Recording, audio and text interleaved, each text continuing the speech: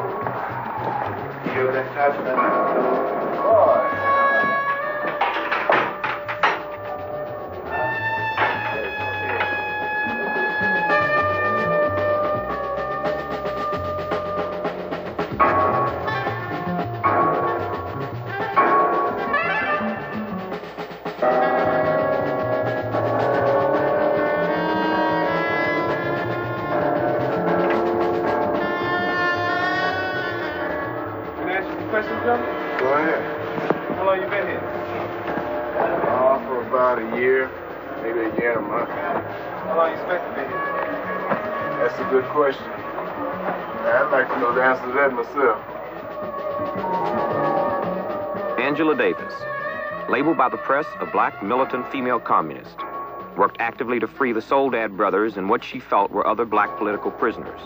She was dismissed from her teaching position at UCLA for political activity which the university labeled subversive. She gained international attention in October 1970 during an intensive 2-month nationwide FBI hunt.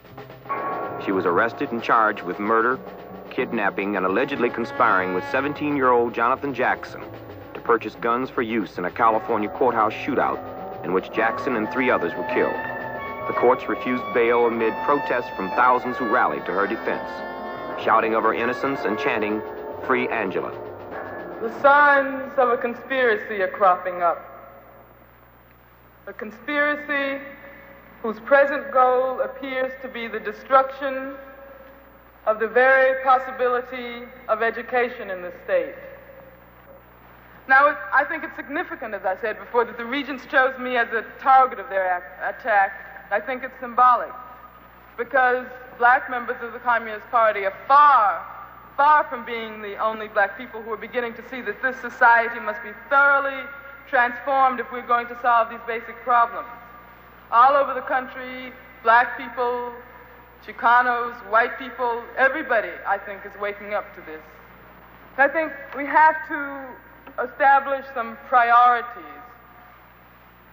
We have to ask ourselves whether we're going to make an effort now towards individual fulfillment or whether we're going to wage a fight for a more humane society.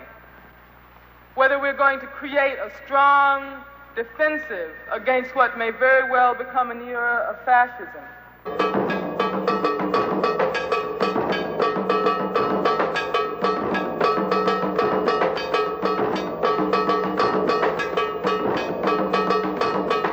Brother Singleton, what does Angela Davis mean to you? I think she means to me what, well, the way I feel about Angela right now is the way I think all black people have felt throughout history when they've seen their sisters and mothers being taken off and raped. But with her case, I feel even worse because I know there's a black man that she's being victimized for things that I should be doing. You know, like everybody knows there's genocide in the jails. It took a small girl like her to stand up and say that it's wrong and something needs to be done about it. And because she has said something, now they're trying to trump up charges and put her behind, well, just wipe her out, really, is what it is. Do you think Angela was dangerous enough to be considered one of the 10 most wanted people in the country? No, I think that's a distortion. Same kind of distortion that emerged around the case around here, where they said, she was just a crazy radical who was on campus and who would come to, indoctrinate students with, all kinds of other beliefs about politics and about society. What was she like to work with? Really great. She's a really great teacher. Anyone you talk to will really tell you that. Really a lot of enthusiasm for the kind of things that she studied and for, making sure that people actually learned things and got a chance to really think creatively and critically about the kind of things that they were dealing with. It's been said that Angela is a political prisoner. What is a political prisoner? Well, to my understanding, there are two kinds of political prisoners. There are those political prisoners who are protesters, whose politics and activities are anti what the American capitalist system thinks is apropos. And then there's other kinds of political prisoners, which are, to me, black brothers and sisters who were just caught up in not being able to make a living in American society, so that you have a situation. You have Angela Davis and you have Michelle McGee, her co-defendant in this case. Both of them are political prisoners. What they're doing to her is an exaggerated form of what happens every day to black people in this country. And they're saying to those communities through her that, people have to straighten up and fly right and be good niggas, and that they cannot, challenge the system. And that's what Angela Davis is doing. Now, the question of who is going to be the next in this long list of political prisoners is really the important one. All we can do now is just either band together and do something about it or just forget about Angela and start thinking about what we're going to do about the next leader that stands up. What can we do? I think the first thing we have to do is certainly make sure that we do have some unity in the black community so that when a sister like that stands up, that they don't wipe her out as one person, that they have to wipe out more than one person.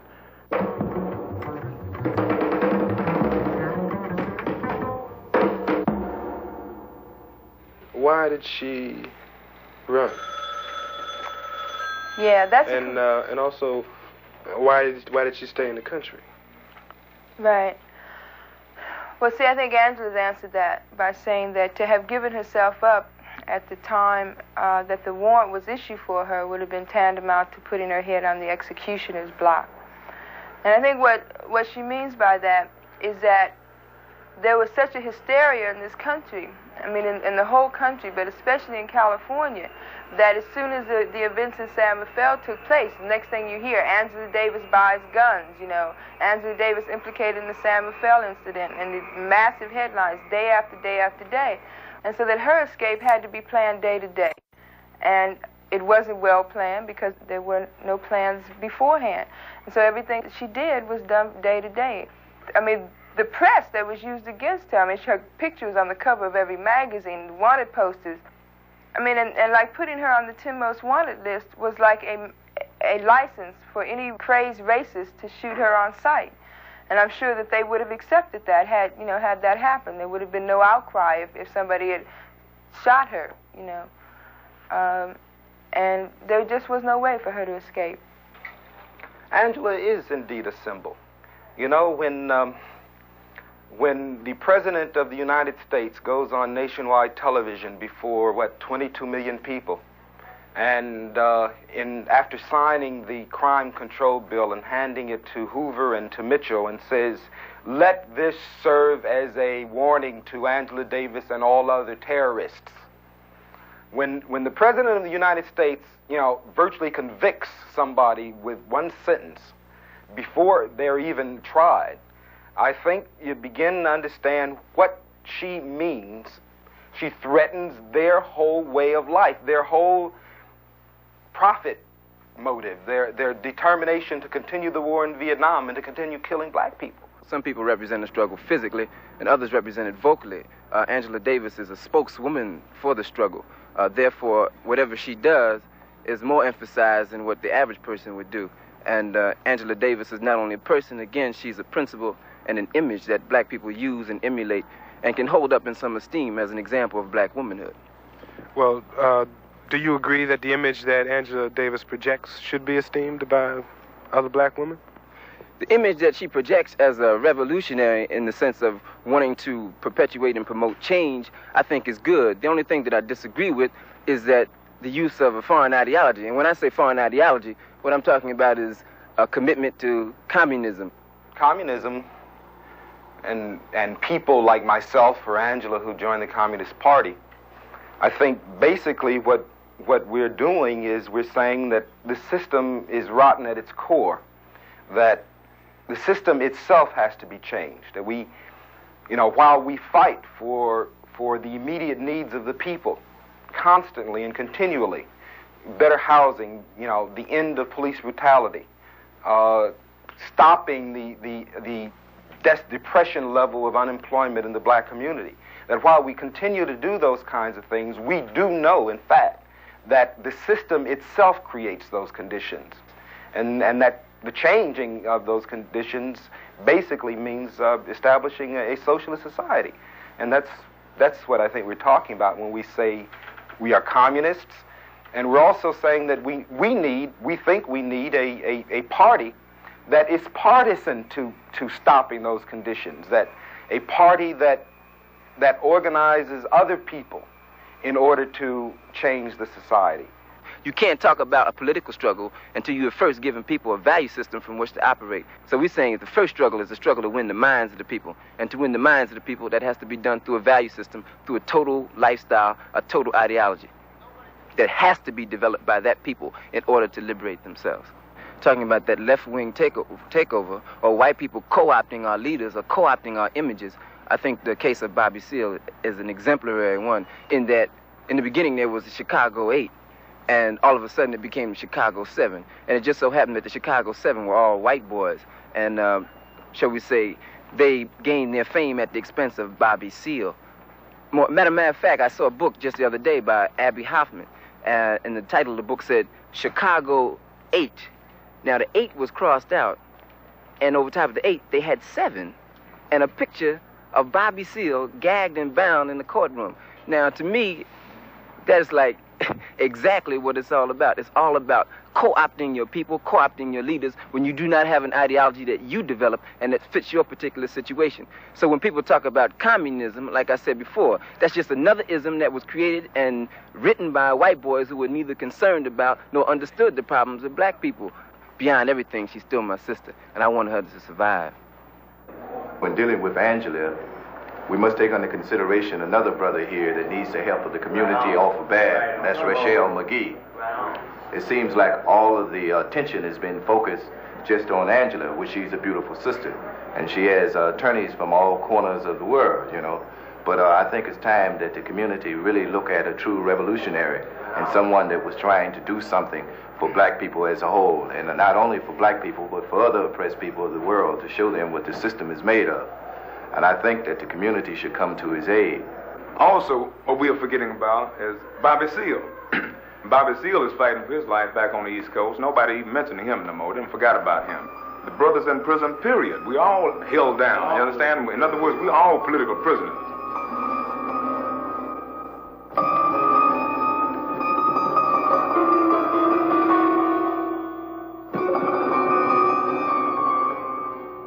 I feel that as a lawyer, my obligation is to use my talents in my people's struggle. We're now emphasizing Angela Davis because she is in the public eye.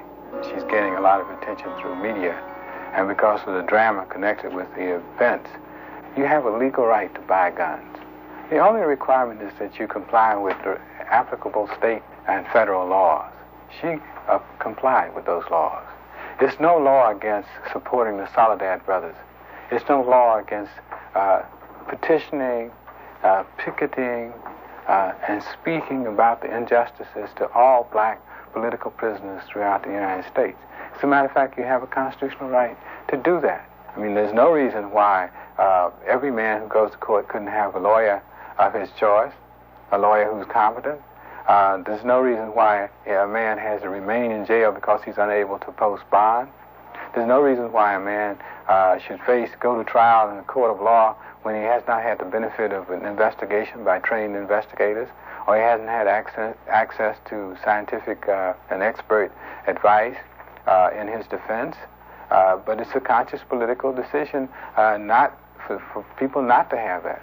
And this is more common.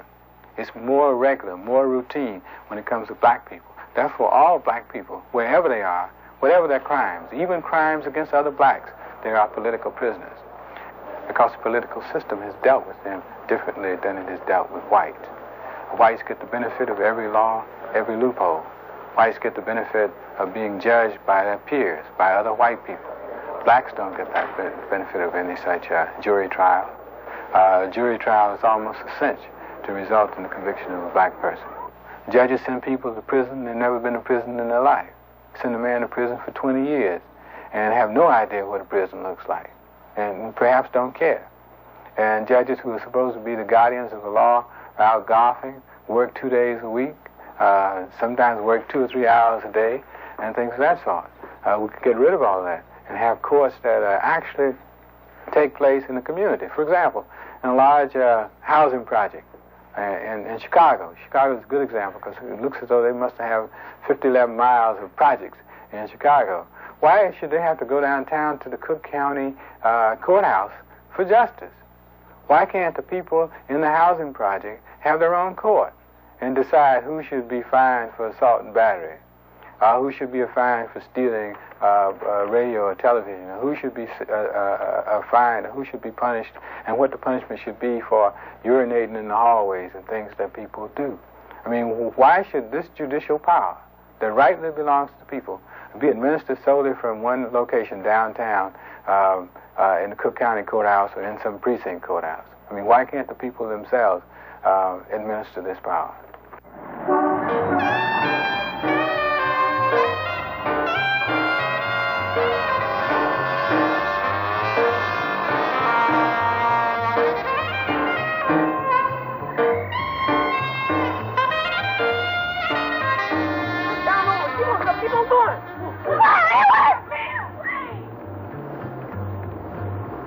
For many blacks, it's an endless cycle. A judicial system which is very often unjust. A prison system which many times does not rehabilitate. And then release into the outside world where the same conditions that sent them to prison await them.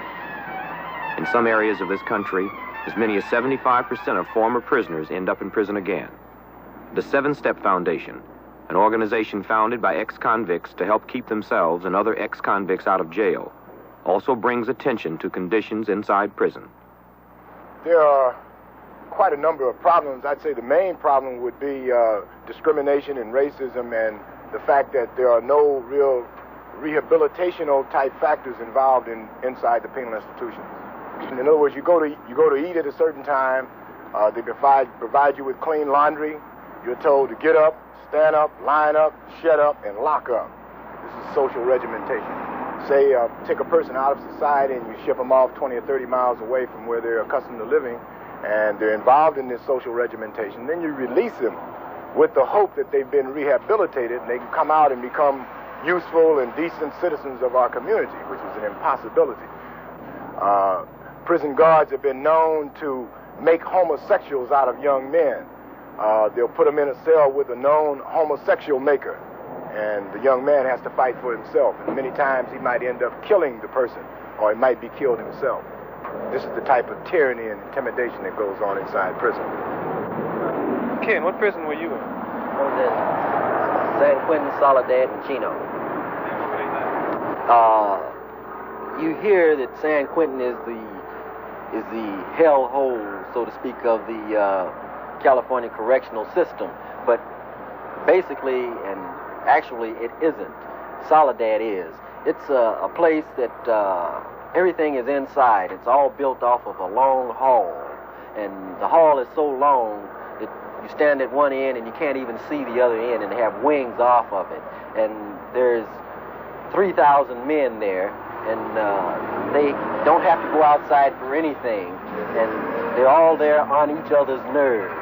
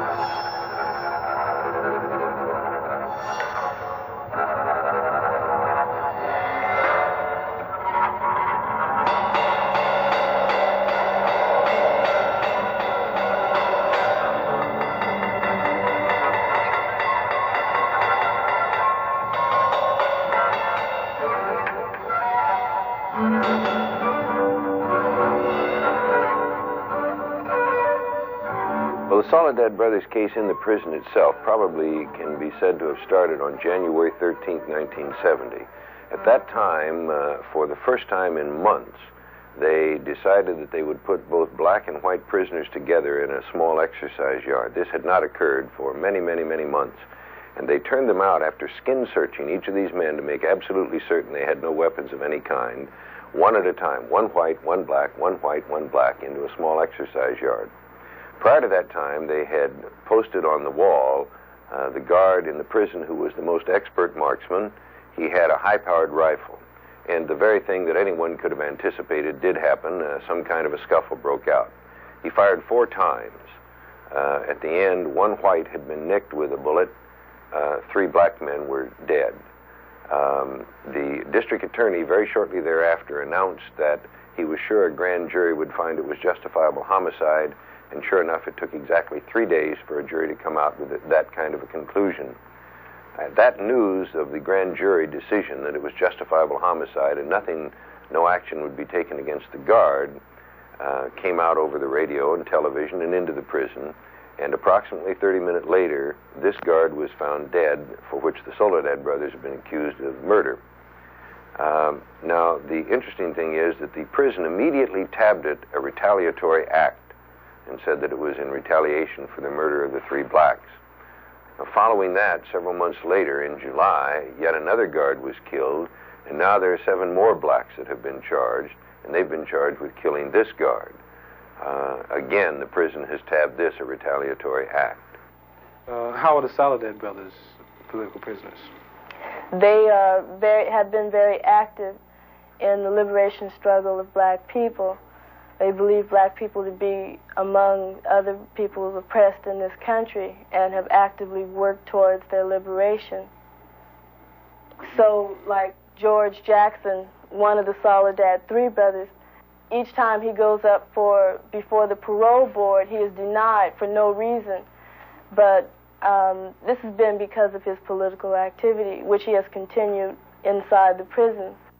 George Jackson is an extremely political human being. He's a revolutionary in the finest and greatest tradition of the word. He is a man who came into the prison when he was 18 over a very minor kind of an alleged crime where there was no violence of any kind.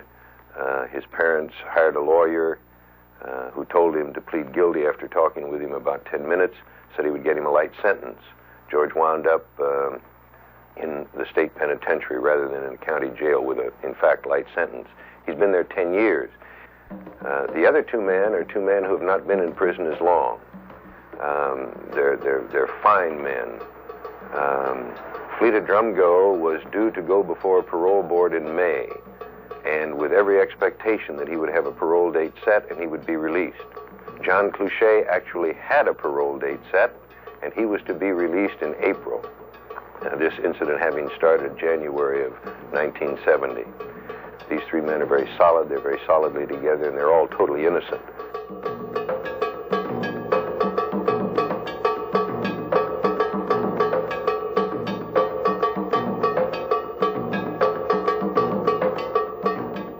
Well, it's impossible for them to have a fair trial. Like, some of the things that have happened so far indicates this. Like, when we go into court, the judge who presided over their last hearings, I mean, like in his opening remarks to the group of people who were in the courtroom in support of the brothers, was that he wanted to remind us that we were in a court of law and not at some pool hall or a barbecue table. This was directed to the black people who were in the courtroom, members of their family and friends.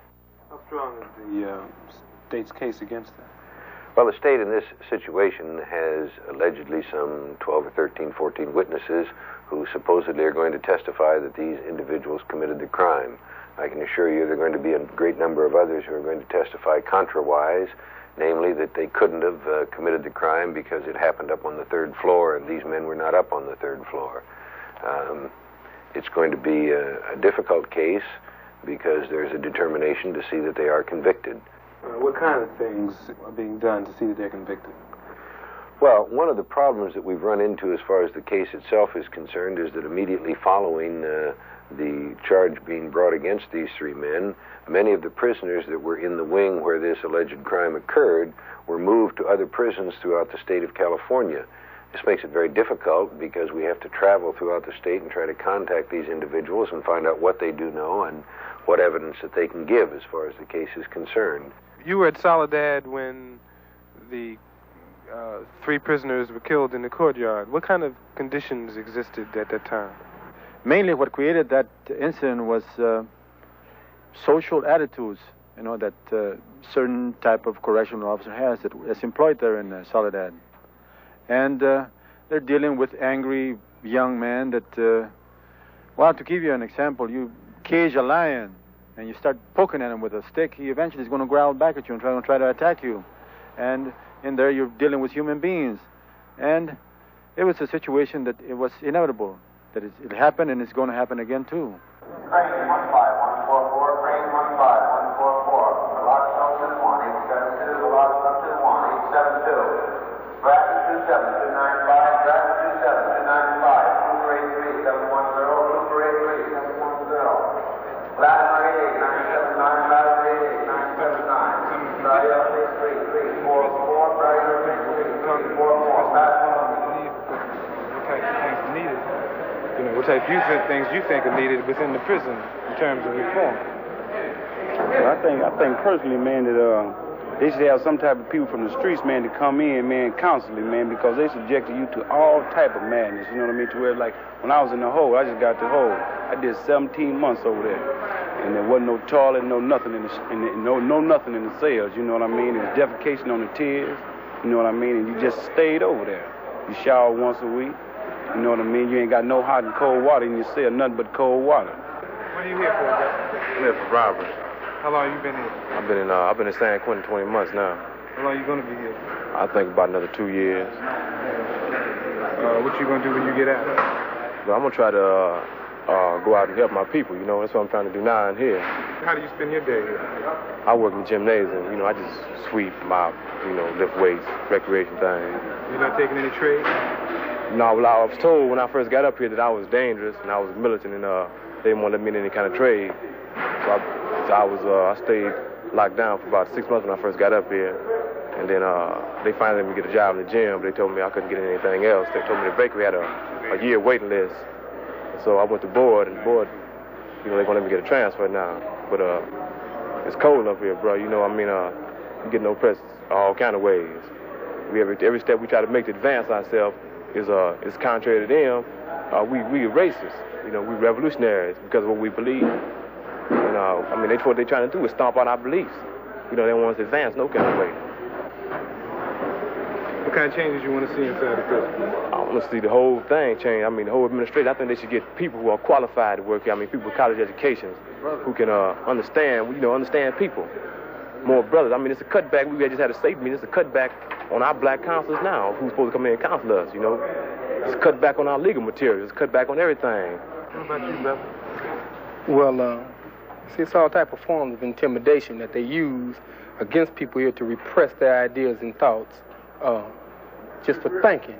You know, if you think in a positive manner, it's a danger to the security of this institution, which they're going to take some type of action behind you for this alone. Today, they just shook the brother's house down for black material, black literature, dealing with just plain articles, you know. We're not allowed to voice our opinions. I was locked in the hole for a poem I wrote. You know, I was denied a year at the board for a poem I wrote. This is all because of the way I think, because of my ideas, you know. And they're frightened that the black man here in the jail will get together and try to do something to change his condition. You think you have any problems because you gave this interview? Well, brother, I really don't know. Like I said, I always expect the worst and hope for the best. Me. Because, like I said, I was locked down for a poem I wrote, you know. So, behind this interview, it's not no telling what might happen. Letters from prisoners and pressures from the Soledad Brothers Defense Committee led to an investigation by a caucus of black California legislators on conditions inside Soledad Prison. Chairman of the Black Caucus is State Senator Mervyn Dimely. We found that there was a great deal of racism at Soledad, that there was a great deal of discrimination against blacks, and that some of the white guards had deliberately perpetuated this system of racial inequality at the prison system. That the men had complained that urine was put in their food, and in some instances glass, and that they had been subject to a great deal of racial slurs and inhuman treatment. And this was perpetuated by developing a system of white class status, where you find most of the whites get in the better jobs and blacks get in very menial jobs. This, in addition to that, we actually heard in this, you know, the whites calling the blacks number of names in our presence there, hollering all through the security section of the prison. The guards are mostly men who come back from the service, men who served in the military police or the special police forces. So there are a number of ex-servicemen, many of whom come from southern states. These guards are inadequately trained. They are paid very, very low salaries. See, a prisoner has no way now of filing a complaint. There is no way of processing a grievance. And so if he is deliberately discriminated against, and we have evidence of this, there's no way he can redress his grievances. A large measure, the things for which he is being trained have become obsolete in the community when he comes out. Many of them spend a great deal of time making license plates for automobiles. But when they come out in the outer world, there are no license plates to be made, because all the license plates are made in the prison. Some of them become cabinet makers, but we don't have cabinet makers in the traditional sense anymore. Everything is being cut by panels in the factory and glued on or stapled on. So they are not adequately trained to meet the challenges of an automated society.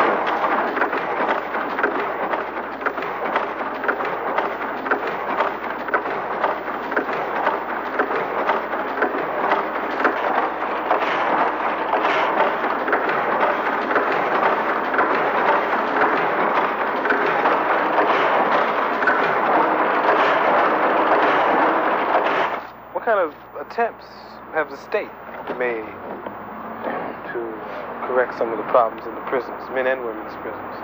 I can't really say that they've made any attempts to correct some of the problems, because I don't think they know the answers, or they're not ready to deal with most of the problems. But they have made several attempts. There's been quite a few pilot programs and new and innovative programs, most of which are ineffective because they're not put into effect to really work. They're put there to pacify society and to pacify the inmates. There's no real effective way to change a system without first tearing it down. I'd like to make that quite clear. The only thing that you could possibly do would be to make some modifications to what already exists. And from what I see that already exists is something I term as institutional racism. And you can't change that, because you would have to fire all the administrators, which most of them are old prison guards, ex-narcotic officers, ex-police officers, and ex-people who have worked in law enforcement field. The institutions themselves, they need to have a social adjustment. In other words, there needs to be more academic opportunities made available to inmates, more cultural opportunities made available.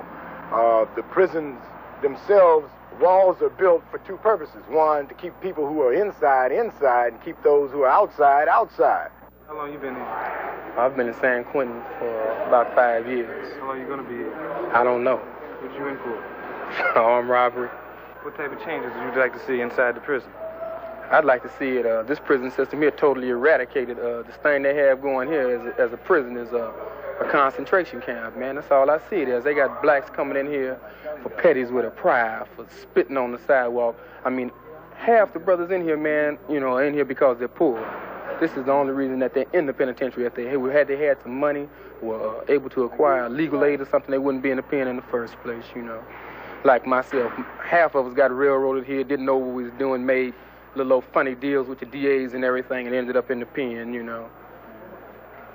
Myself, as a prison system, this is a total failure. I haven't seen, in my 5 years here, I haven't seen anyone go to the street and continue to be a success. You either hear them about him dying, or hear about he's strung out on dope, or either you see him coming back through the gates not too long afterwards. He's released from here. Political prisoner, as far as to go, any black man who is aware of himself and aware of the things that's going down out there in the streets today is a political prisoner, because this is what they're down on the people at the board for now. When you go to the board, they're not asking you where's the clean time, how much clean time you have, how much time you have with a write-up. They're asking you, what do you think about the Black Panther Party? What do you think about Huey Newton, the Adult Authority Board, the Parole Board? What you think about the Huey Newton? What do you think about the Black Panthers, you know what I mean? Why are you a Muslim? Why do you have this outlook?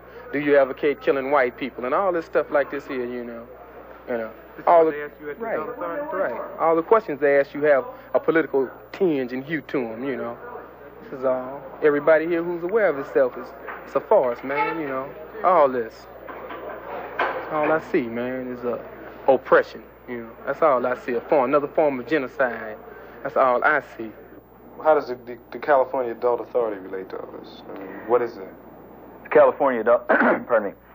The California Adult Authority is, known by another name as the Parole Board. When a person comes through the Superior Court in a given county and he's sent to state prison,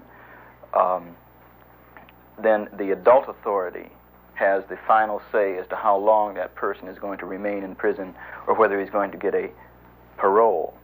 Even though an inmate might have a clean conduct record, even though he might not get into any scrapes, even though he might go along with the program, but if he shows any kind of a attitude that the Adult Authority considers as uppity, then the Adult Authority says parole denied, and then this just builds up resentment because the man knows he's done nothing wrong. He's done no overt act. Then you have this resentment spread throughout the prison.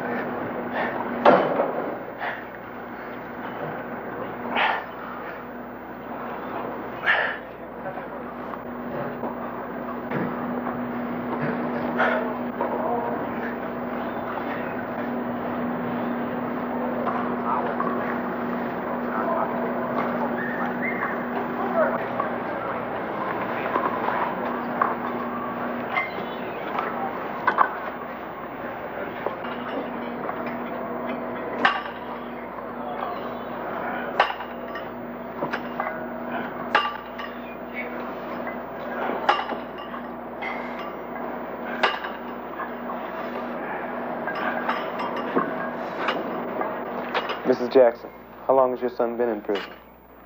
Since 1961. And how did that all start? Oh, he was with a fellow who arrived at a service station in Los Angeles. They were in his old car together, and according to a witness, a young man who worked at the filling station, he said that this man came in with a gun and robbed him, that he didn't see my son at all.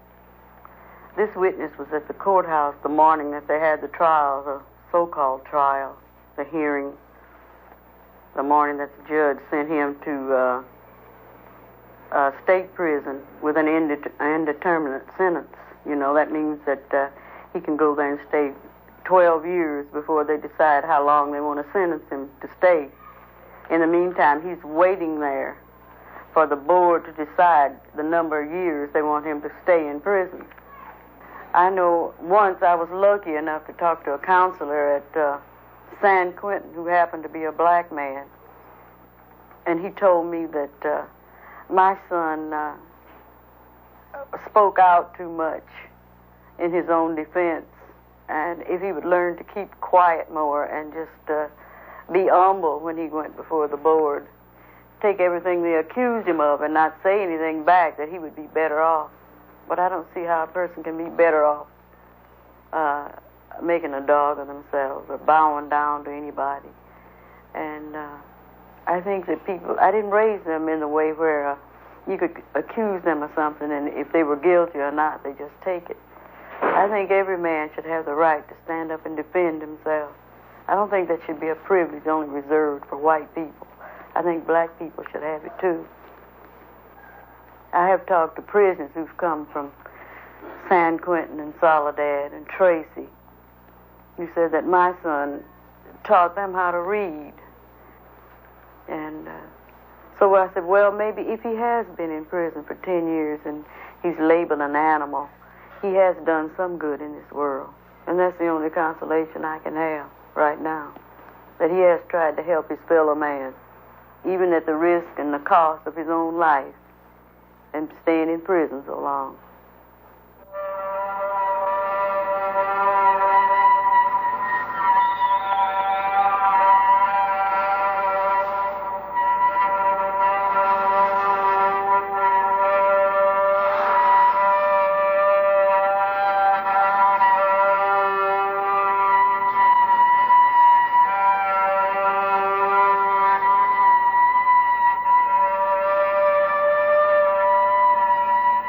The youngest and only other son in the Jackson family was Jonathan, an extremely political youth. Last August, Jonathan allegedly initiated an attempt to free 2 convicts on trial in a San Rafael courtroom. The judge, district attorney, and 3 jurors were taken hostage in a waiting van. As the truck pulled out of the parking lot, a force of police, prison guards, and deputies surrounded it. There was shooting. 4 persons lay dead. The judge, 2 convicts, and 17-year-old Jonathan Jackson.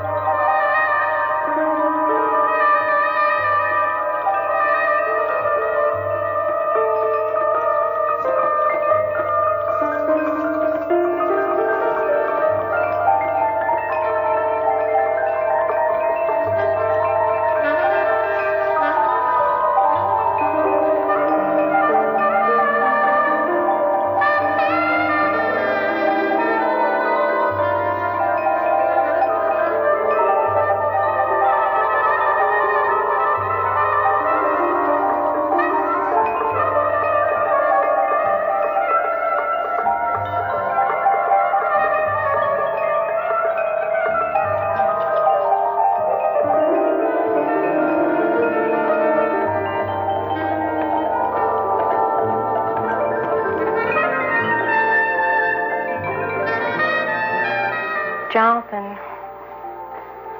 well, he was at the school age. You know how it is when you're in school. You're taught a lot of things, but when you see that things aren't like you think they are, then you react. Especially a young person growing up in this day and age, They react violently, and especially when something is happening to maybe a person in your family, awful, dreadful injustice is happening to someone in your family that you love and respect very dearly. Why do you think it happened? Why? Because George was accused of this murder in January, and we had gone to court several times. We knew that he wasn't going to get any justice in the court. It was just obvious the way they were treated. They were shackled. They were in prison clothes. Their hair wasn't combed. Their hands were chained. Their feet were chained. They were chained through their crotch, around their waist, and they had steel leg guards.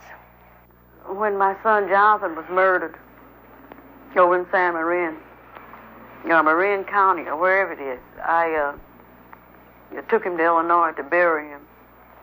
Before I could get him to the cemetery, the FBI had opened the casket and disarranged his body to the extent where it couldn't be viewed by his aunts and uncles and his cousins who came to see him to show their respect for him.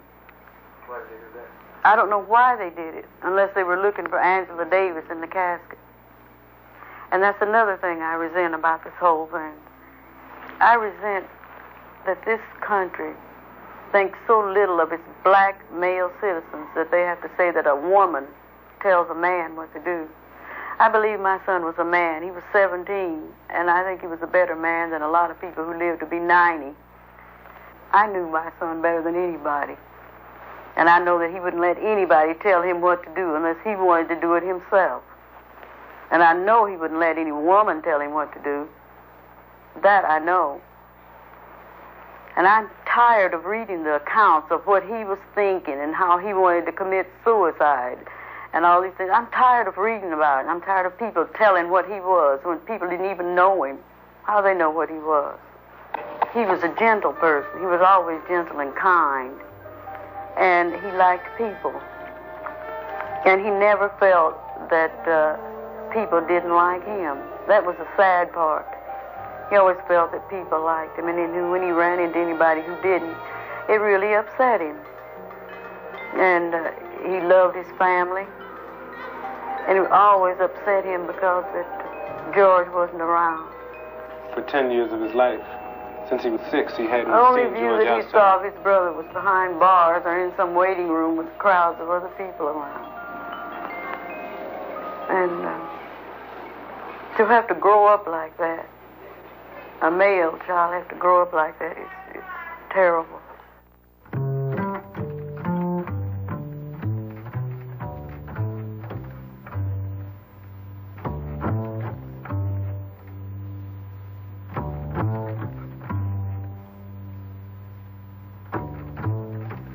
There's a lot black people can do. For one thing, black people can stop being ashamed of prison or people that they have in prison or relatives that they have in prison or even knowing that there is someone in prison. I don't feel that there is the need for shame any longer. There never was in the first place. But this is a level of awareness that I am at now.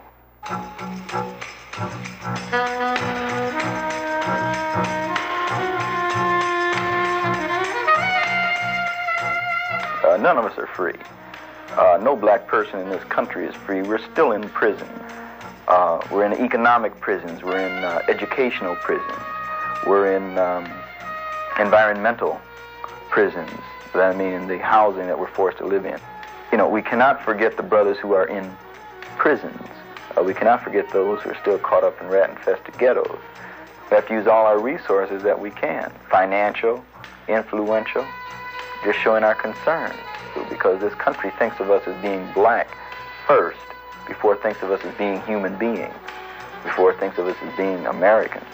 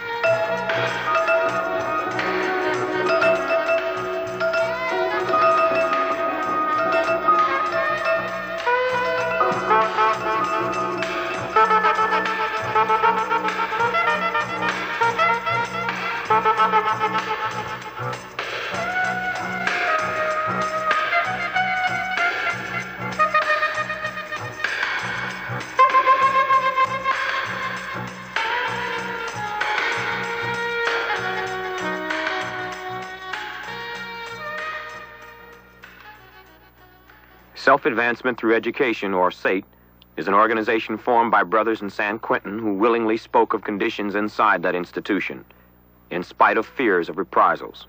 Dealing with some of the oppressive methods of discriminatory and racist practices that is practiced here, dealing with self-advancement through education, we come together primarily in order to educate our brothers into a revolutionary culture vein.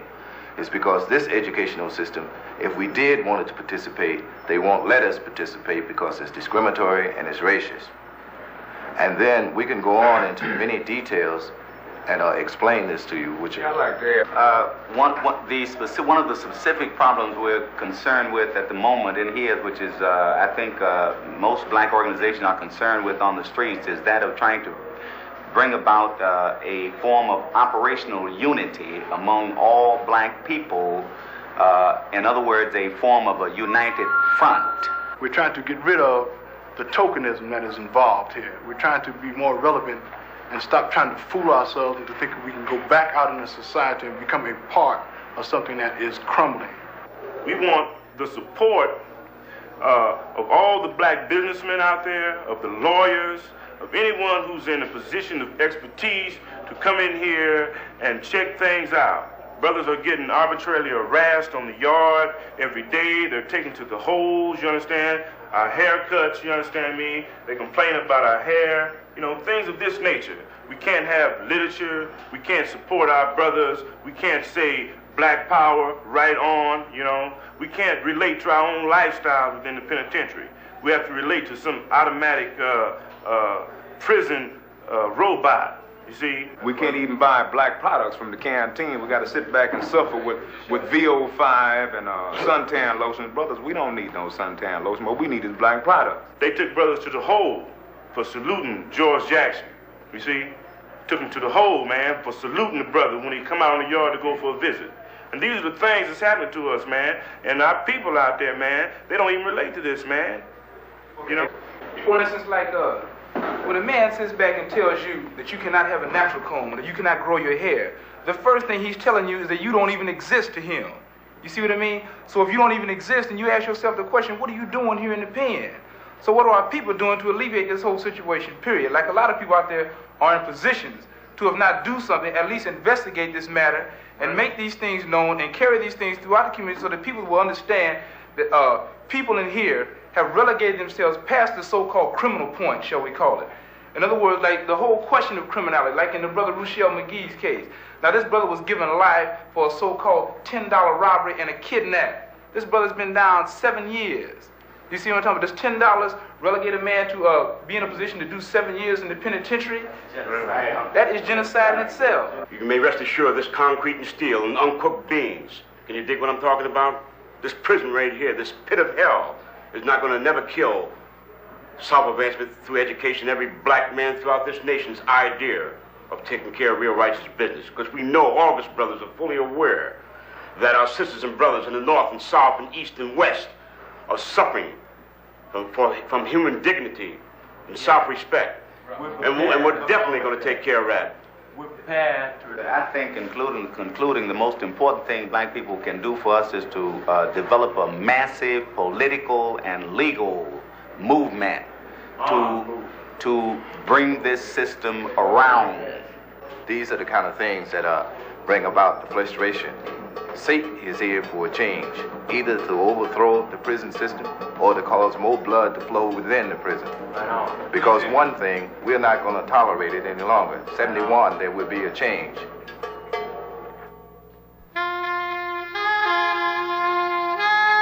For anyone, confinement in prison is an endless nightmare. For black people, it's that and more. They're called correctional institutions. Yet, as several inmates pointed out, it's the conditions inside prisons which need the most correction. The complaints of brothers in Soledad and San Quentin can be heard in penitentiaries all over America and reflects the feelings of many black people that such injustice is deeply embedded in this country and a result of institutionalized racism. Those familiar with prison conditions say change will come when black people and others concerned lend support to the brothers in every prison and make sure that our representatives also represent these forgotten black men.